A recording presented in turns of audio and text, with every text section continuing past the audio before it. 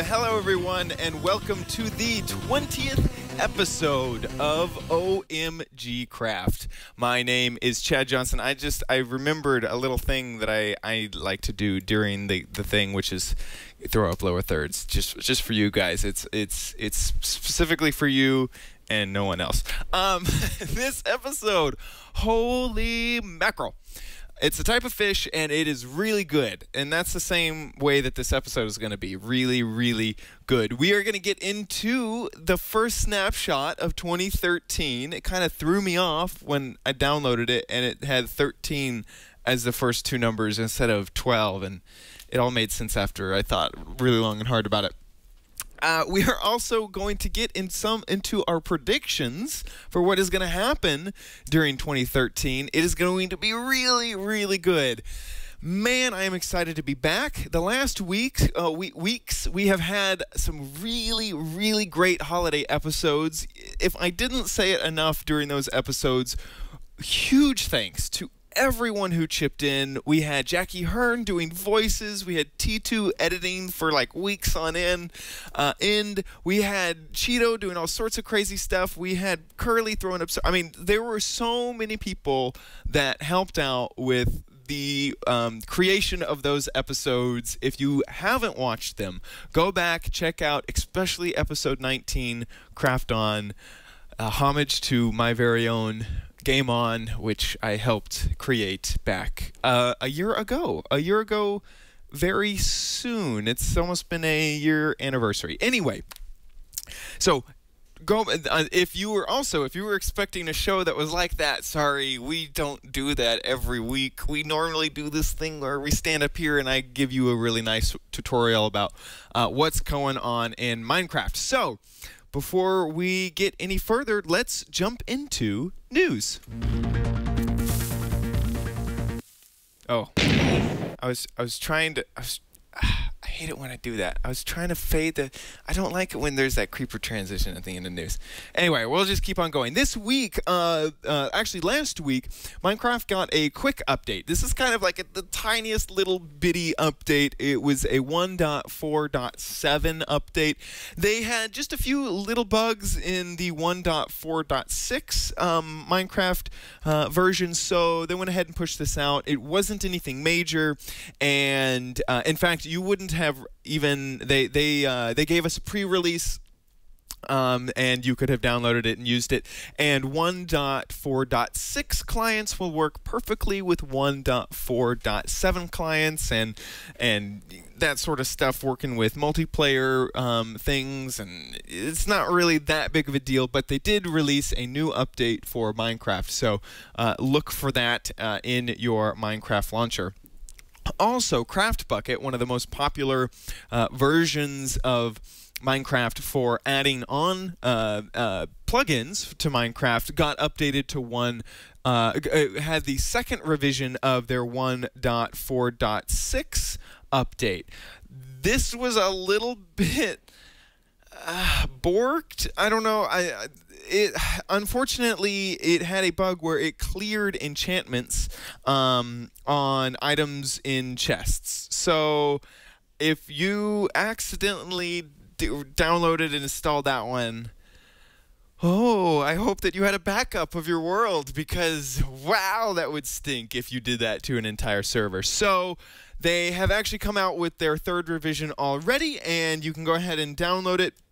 The bug fixes that are in the 1.4.7 were fixed in the revision 2, but now this is completely compatible with 1.4.7, which is what I was just talking about earlier. And hooray, all of your enchantments that used to be in chests aren't destroyed and aren't gone. I would be very angry if that happened to me.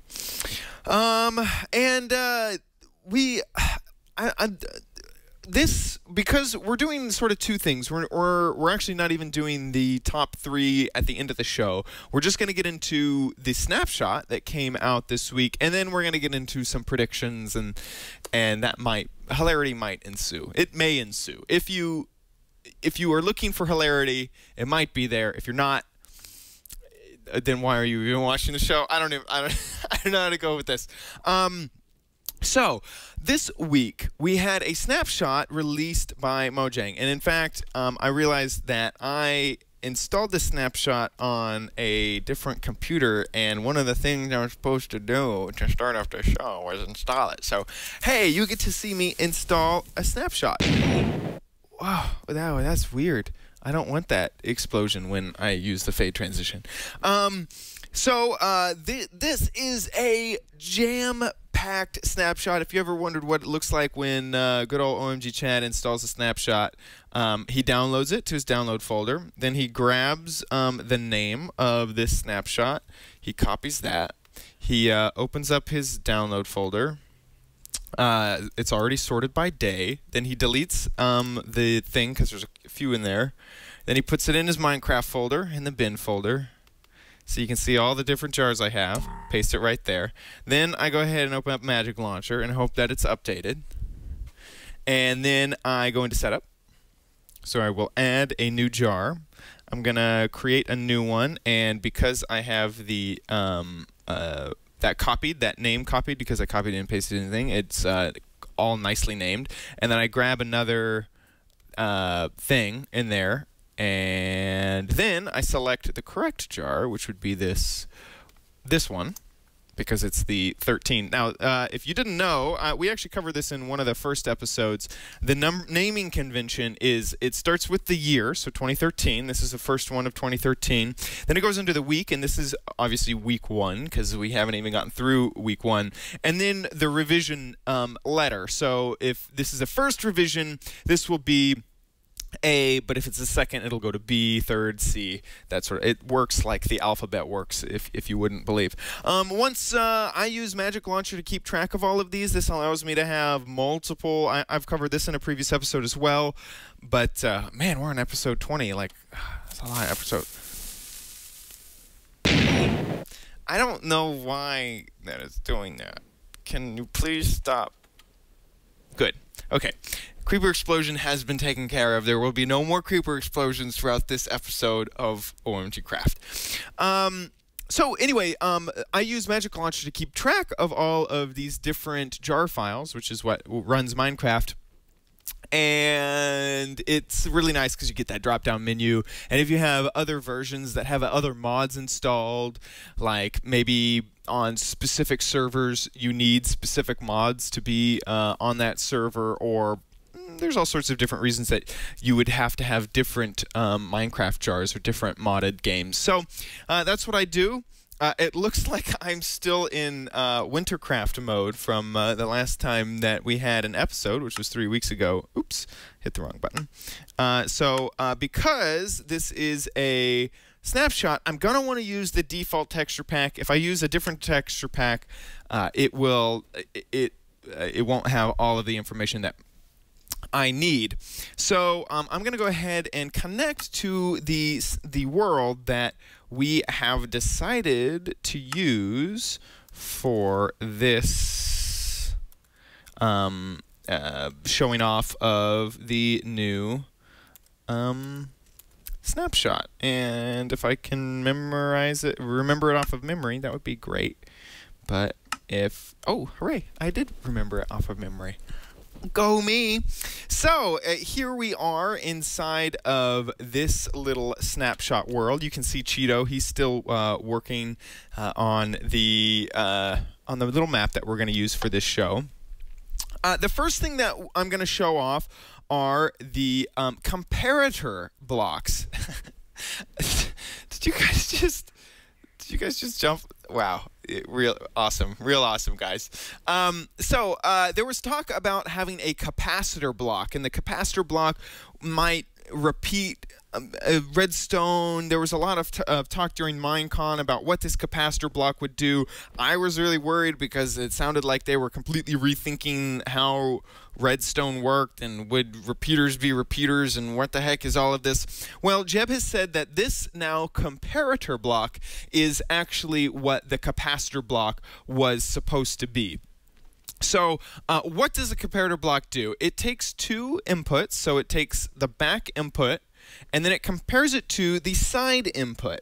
And if the side input is greater than the one coming in from behind it, then it turns off the repeater. So you can see that this one is on because the glowstone is on, and underneath this line is on. And so this would be at either, depending on how you think about redstone, this is either at the first step of redstone, or it's at power level 15, and it will go all the way down to 0. So either way on how you think about redstone. And because this has a higher power level, it's turning off this comparator block. If I turn this off, oops, or if I just break it all entirely, the redstone line underneath, and here I'm going to go over here and use, there we are, right-click that. And so if you go back, because this is now not powered anymore, you can see that the line goes through. And this is actually the same signal strength. There was no degradation in signal strength. So this is, say, signal strength 2. The one in front of it is also signal strength 2. And it also does this instantaneously. So if I grab a torch and turn this off, you can see that it's updating on the other side of that comparator block instantaneously. So if you want to hear Seth Bling kind of freak out a little bit in his videos, you go and watch his latest video about the Snapshot 13 W01A, and you can hear just the excitement about how, because this is an instantaneous event, that you can create really long lines of redstone, and it will happen instantaneously. You can have, I mean, it could go across huge distances of maps. There's not even a single tick delay. Now then, this is a big announcement. This is a snapshot. All of this can change. It might not be this way in the future. If somehow you're just joining us, we've actually had a lot of new subscribers to the show, so thank you for subscribing. If you are unfamiliar with what a snapshot is, these are the development builds that Mojang gives the community to test out. It lets the community understand sort of where the company and where the developer is going in the future, but all of this could change, and it's also to see how stable items are in the world. So now that is over with, let's jump back in. The crafting recipe for this comparator block uses something new called, what was it? Oh gosh, I forget the name of it. It was nether. There we are. What is it? Whatever this is, nether quartz. It uses nether quartz, and it's similar. It's in a similar construction to a repeater. It uses 3 torches instead. But yeah. The other cool thing about this is, so far, you can right-click it, and it doesn't. There's obviously a change in the block, but unsure as to what this does yet. Seth Bling in his video said that maybe it would create a new signal, just like the repeaters do, but at the moment it's not doing anything. So just to kind of show off some more of this stuff, let me turn on this comparator, and if you come over here, I can show off a little bit more about how the line, if I turn this one on, see how it's only going for 2 more spots? Maybe this will help people realize that, yeah, it's not repeating this signal. Okay, that's about it for the comparator. Just briefly to recap, if a signal comes in from the side that is larger or stronger than the one coming in from the back of the comparator, it will turn the comparator off.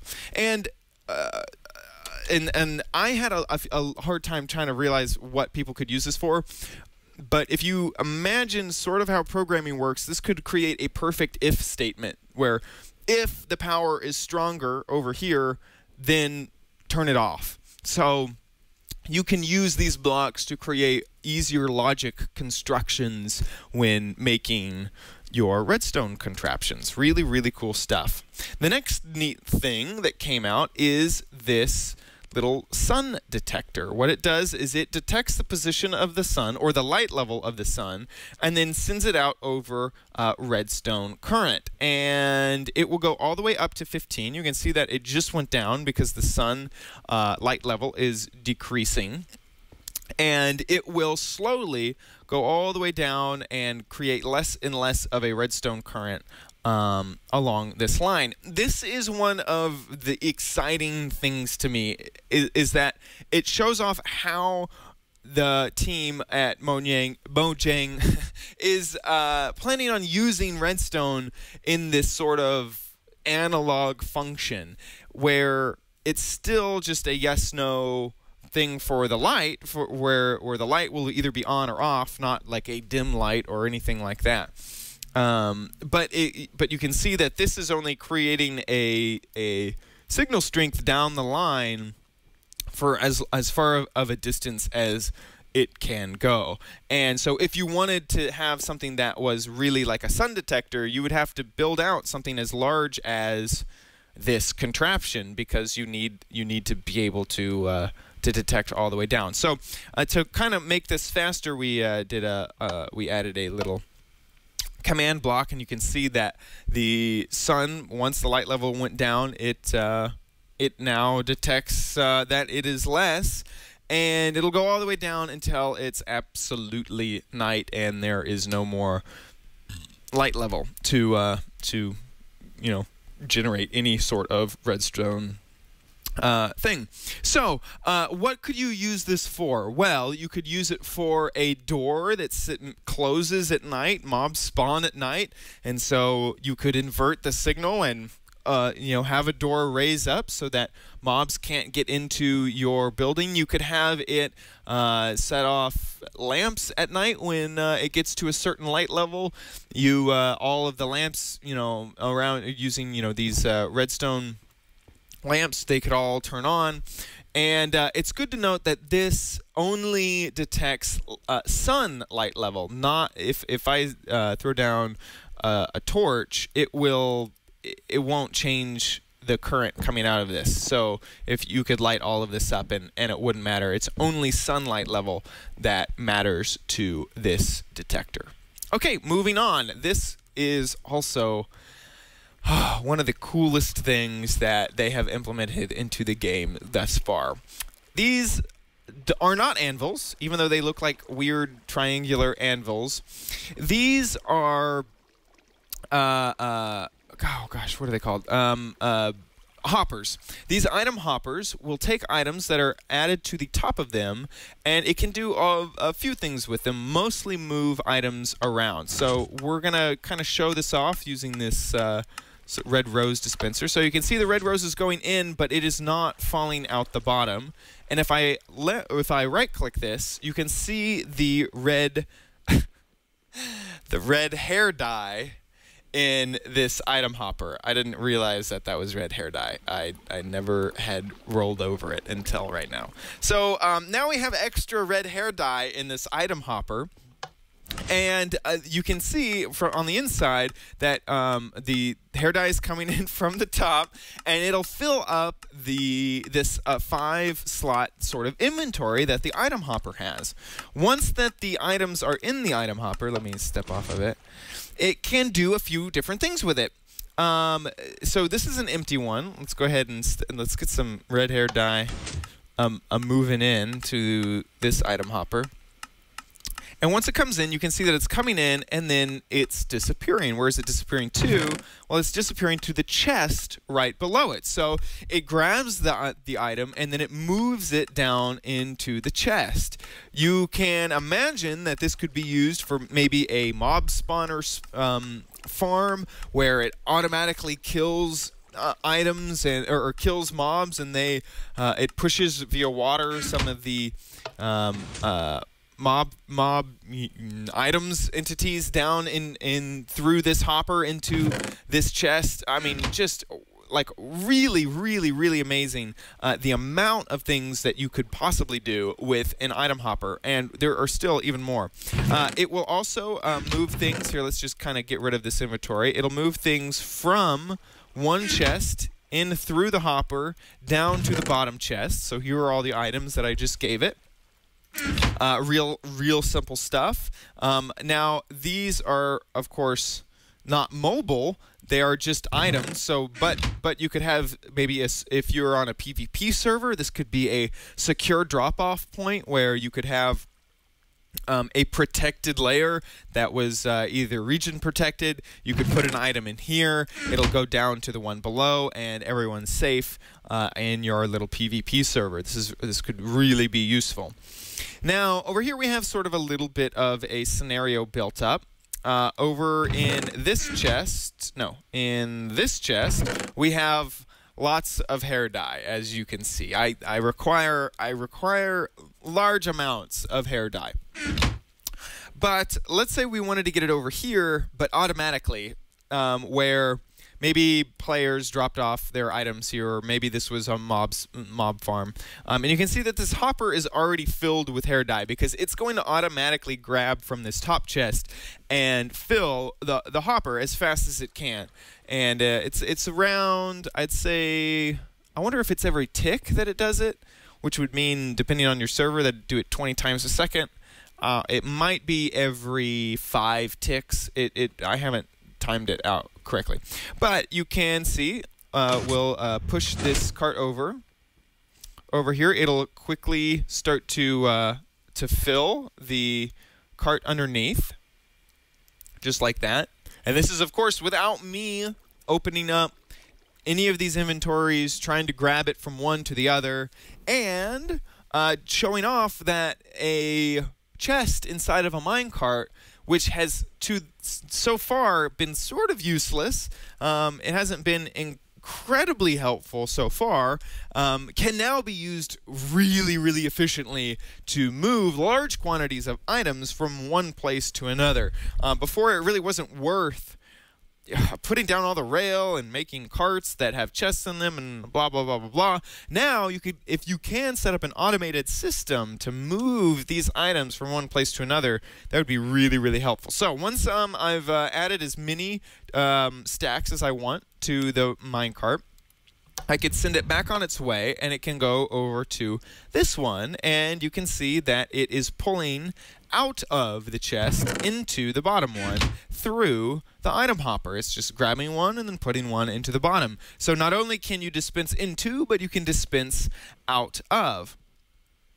We have a cool little contraption set up over here where we have item hoppers in the back of all of these furnaces, and you can kind of see that the bottom of that hopper points into the furnace. So that's a nice visual representation of how this hopper is working. Inside of this furnace, we have a whole bunch of wood. Someone stole a piece of wood from this furnace. Who was it? I'm very disappointed. Where did Cheeto and T2 go? I think it was one of them. Anyway, and then we have this minecart over here that is I see him. There he is. He stole a piece of wood. Who stole a piece of wood from the furnace jar?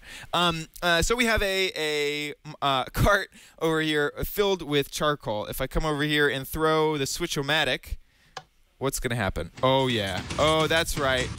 And goodbye. We don't need you anymore because it put some coal into each of these furnaces. I think that we were hoping that it would put a whole stack, but it also put a rail into this one. So anyway, work in progress. A cool little thing to see just how awesome these item hoppers could be. You could also maybe have that going back and forth between all of them, and like through a little redstone circuit to keep it. Sorry, you're getting dizzy. To keep it flowing the whole time. Actually, there'd be a. Anyway, very, very, very interesting stuff to do with item hoppers, and I'm sure that the community will come out with some really, really cool stuff. Now, a new thing with chests. By the way, did I say at the beginning of this, holy mackerel, like a fish, there was a lot of stuff in this update. We still have like 3 more things to get through, like bogus amounts of stuff. Okay, so if you look at these chests really, really, really carefully, you will be able to tell a difference between the 2 of them. This one has redstone coming out of the side of it. That's the difference. No, I'm kidding. So this one has this little red fringe around the latch on the chest. This is actually what they're now calling a trapped chest, and you can see this glowstone lamp over here on the side. It'll turn off, and T2, when he opens it, it turns on. And when I also get into it, and Cheeto actually got into it. Where's Cheeto? There he is. Oh. If you had wood on your head, I would have been so mad. So Cheeto is also in it, and you can see when other people join. Oh, good. Oh, good. Analog redstone. It's a book. No idea. Okay. Good. I'm glad.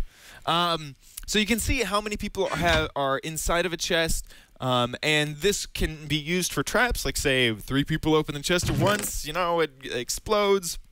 You can also see that there's also this extra little, a little reddening on the chest thing, which isn't there on the normal chest.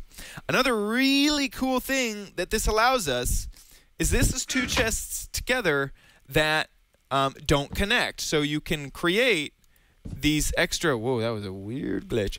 You can create these chests that sit right next to each other if you wanted. Yeah, it's working on it. It's thinking about it. Oh, I couldn't do that because... Let's make a... That's a little bit of a chest swastika. I don't like that. Okay, go away. So you can use these to create really good and compact storage compartments because these are 2 different types of chests. And you can see down here the item ID as I flip through them goes from chest to trap chest. The way to create one of these trap chests is to take a normal chest, grab a tripwire, and just inside of your inventory, and I don't have one because I'm in creative mode, and just add those 2 things together, and it will create a trap chest out of it. Really, really cool stuff. Okay, 3 more, 5 more big things to cover. Okay, next thing is pressure plates. There are 2 different types of pressure plates that are completely new to the game. There are these iron pressure plates, and there are these gold pressure plates. Before, we've had the stone and wooden pressure plates. These pressure plates actually don't detect player weight at the moment, so I can step on either of these and they don't detect me. They will detect entities, and they both act differently than each other. This is the light pressure plate, the gold one, and the heavy pressure plate, the iron one. What do I mean by light and heavy? Well, if we turn on this sort of clock that's going to continuously poke out all my hair dye, you can see that this one, about every 4 items that pops out, it will add a power level. Ooh, crap. I picked it all up. Well, you can see that it's doing it. So about every 4 items, or truly every 4 items, it will add a redstone current level to the current right here, all the way up to 15. I'm gonna turn that off just because it's loud. But this one over here, you see, we got like really far on this one. In fact, if I throw all of I forget. Can I throw all of it? No. Shift, Q. I forget how to... I thought there was a way to do it all without doing it this way, but I think I'm wrong. And... I don't know where that stuff went. That was a weird glitch. Okay, so you can see that even though I took some out of that because I got too close, this one's way far along, and this one isn't really that far along. And let's actually go ahead and walk over, pick this up. This had a stack and around a stack and a half So it's about every, I believe it's 42 items. This heavy pressure plate will create a redstone current down this line. So this could be used in conjunction with the new hoppers and things like that to once you get so many items, it will start a thing, or like maybe once you get 4 of them, it'll do something. What is T2 doing over there? Let's just ignore him for right now. Okay, cool. So what T2 is actually showing off is a brand new block. This is the redstone block. There was talk at Minecon about, will you ever do a redstone block? And now there is this cool redstone block. Now, what would it be used for? Don't hurt me. It will create redstone current, but it can be moved just like any other cobble block. Now, you really couldn't do this before because the torches would fall off.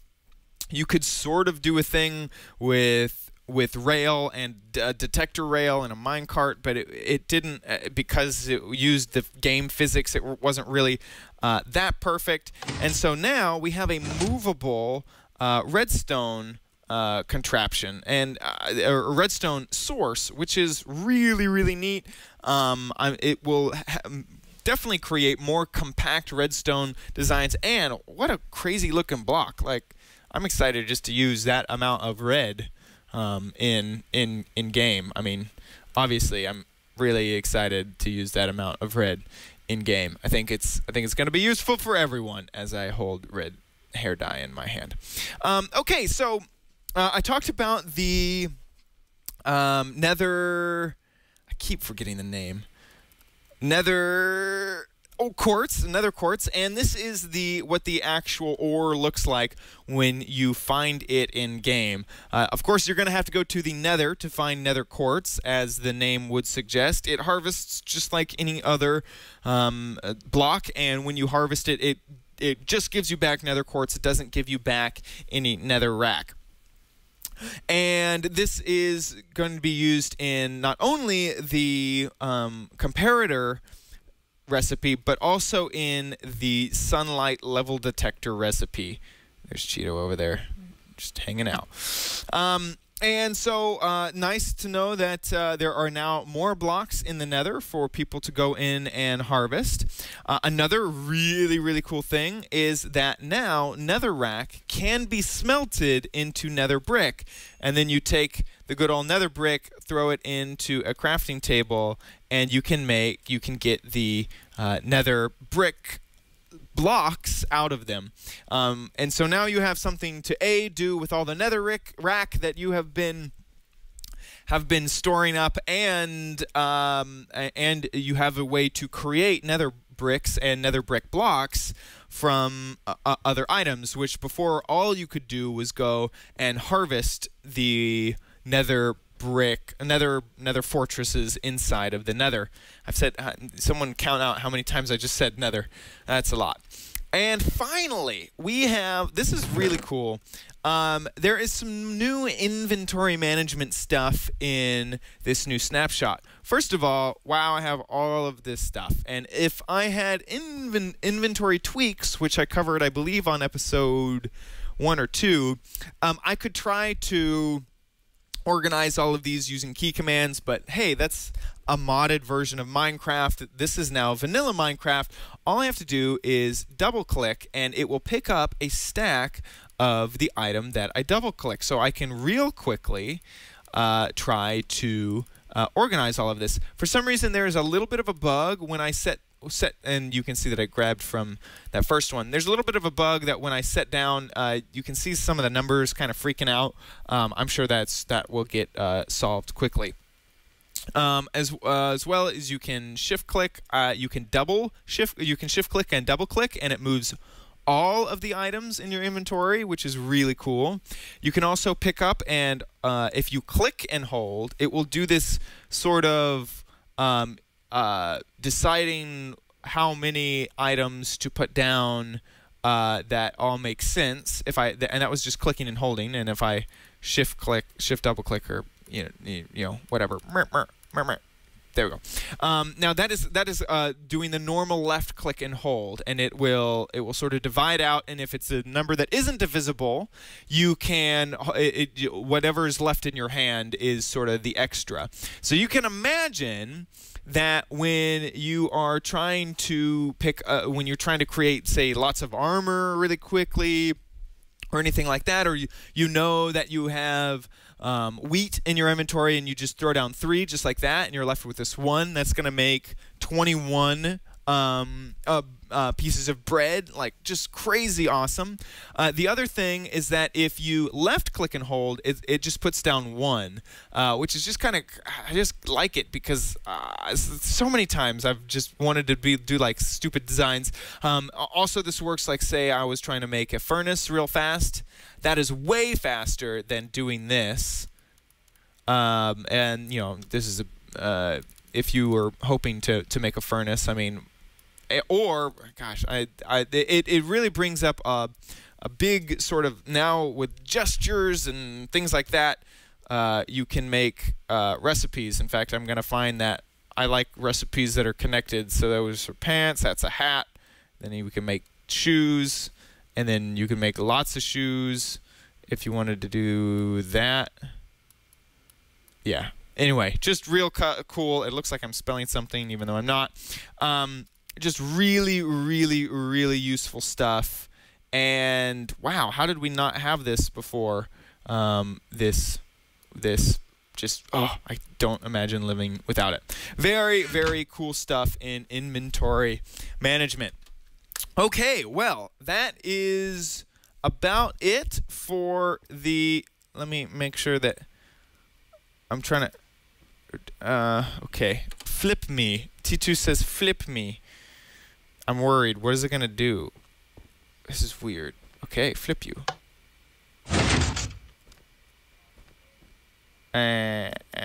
Or I don't think T2 was finished creating it. I think I bothered him before he was ready. Anyway, really cool stuff in the new Snapshot. What? I'm confused. Oh, is this grabbing a piece of coal and taking it out of there and putting it back in the bottom? Oh my god, is that really what's going on here? That is so cool. Oh, I didn't even know that. Okay, anyway, it is a T flip-flop. Just if you wanted a T flip-flop.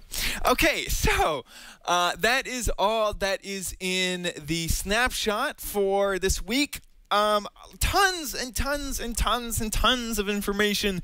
You could start like learning now all of the, I mean, there are going to be intricate things that you can do with all of the things that were talked about in this episode, and you could be making maps forever just based on some of the things that we covered in this game. Really, really, really cool stuff.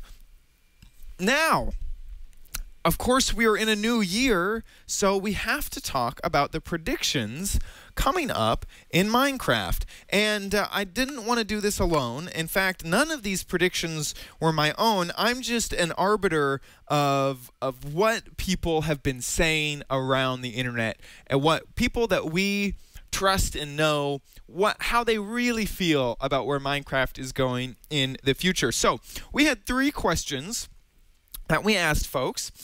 First off, we had 3 predictions that we believe are going to come true. First off, we believe that there's going to be new mobs in Minecraft. So everyone agreed with us, and so they sent in their mob ideas of these will be the mobs that Mojang puts into the game. We also all agreed that Vex will have some crazy things that he's going to come up with and implement in his maps, and everyone, it was a unanimous decision. Everyone said yeah, and so we got some submissions about what these will be, and then everyone, of course, we all believe that there's going to be a killer new feature in Minecraft that none of us can really predict perfectly. So just a new feature needs to be implemented, and we had people send in their ideas for what the feature would be. So first, let's get into what people thought that the new mob would be in 2013. Of course, we've always had sponge blocks, but where do they come from? So this is there's a little bit of a description here at the bottom. Okay, so basically, sponges is an unused block in Minecraft. Sponges need to be used. So a vicious, hostile mob is my prediction that sticks to you like a mother, and then just like a mother, like it would love you like a mother. Samuel Proser sent in. Of course, we got to get sponges in Minecraft. Next, we have Curly, who sent in the giant squid here. He says, after all the mechanical redstone lighting bugs and after all the API additions are made, and I feel Jeb will want to look for an area to add new content and maybe even a new boss. I feel like the most obvious section that needs attention is water. We get massive ocean biomes that are devoid of any life. I predict we'll see some sort of kraken boss, hopefully better than just a large derpy potato squid, squid potato, sea life, diving masks, maybe underwater, redstone wire, drills, and like that. Release the kraken, is what Curly says. Good, I think that's good. We have a rainbow monster by T2. You can see T2 is fighting the rainbow monster right now. With he's very excited to fight.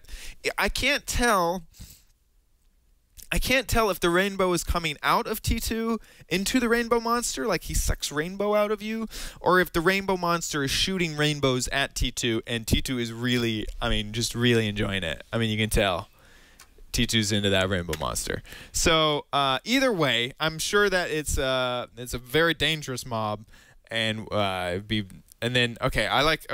is obviously a bear.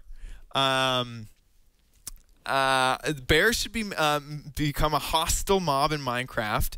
Oh, maybe even polar bears for the snowy biomes. I like this bear, and I think that it would be fun to go fight a bear. It was like roar, and like you would get bear skin. You could make extra leather out of bears instead of just out of the cows. So yeah, bear's a great idea. And next, kind of an angry looking bearded spider from Slaughters. That spider doesn't have 8 legs. It only has 7 legs. But I'm sure that he will be able to figure that out. I agree. Spiders would be there's already spiders in Minecraft, but maybe he needed a bearded spider. Chad's fangirl army submitted by T2. That would be a horrible hostile mob. That would be. Yeah. Okay. Well. Okay. Let's move off of. This is giving me chills. So I like how all the girls in my fangirl army all have red hair, just like me. So that was the hostile mob prediction. I feel like these are all, just perfect hits, home runs in every single category. Next, we have Vex's great ideas that he's going to implement into his maps, just these crazy ideas. So the first one is poisonous wheat. Wheat that we have poisonous potatoes, poisonous wheat. That makes a lot of sense. There's someone who's dead. Looks great. Curly sends in not an image, but just a paragraph. So I'll let you look at me while I read this paragraph. I feel Vex will be the first to create a true horror genre in vanilla Minecraft, something akin to Silent Hill or Fatal Frame, something that breaks the player down even though they know they're playing a video game. He's the one who's proven time and time again that he knows design. He knows where and why a player is going to do something and how to get them to do what he wants while making them feel like they have control. He knows how to craft emotions in people and with just building design. And I feel a true psychological horror map is just dying to be created. I feel like Vex, if anyone can do it, I feel like Vex can. The other thing that Vex will make this year, and this is guaranteed, is an Enderman Blaze jockeys, like spider jockeys, but Enderman on top of blazes. This was submitted by Cheeto. I wonder, I think you could easily tell that Cheeto, look, he has his fingers all over this. It's like little Cheeto dust everywhere. And, wait, what? This is just, wait, on motor, what? This is T2. Okay, whoa, just a little bit of a... okay, Enderman Blaze jockeys on motorcycles. I agree. I like the little windshield that he has, keeping it safe. I kind of let this one slip a little bit early, but it looks like Batman will be also created by Vex. This in his maps. Just Batman. Just you gotta have Batman. All of these will come true in the year 2013. Next is a generic feature that Mojang will implement into the game of Minecraft. And it kind of says it all just right here. The silly chicken. Corn. This is something I think needs to be added to the game. We do have wheat. We have potatoes and carrots.